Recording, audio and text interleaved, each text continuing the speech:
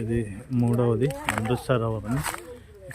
ఇక్కడ కూడా మొత్తం ఫారెస్ట్ ఏరియా ఉంటుంది. ఈ ఏరియాకి వెళ్ళి మొత్తం వాటర్ వచ్చి ఇక్కడ స్టోరేజ్ అవుతుంటుంది. ఇది మొత్తం చేయించింది.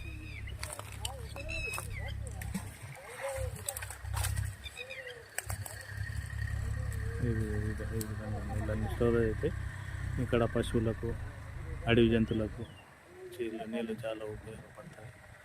ఇది మొత్తం ఫారెస్ట్ ఏరియా. ఈ కట్ట మొత్తం కూలీలతో చేయించిండ్రు.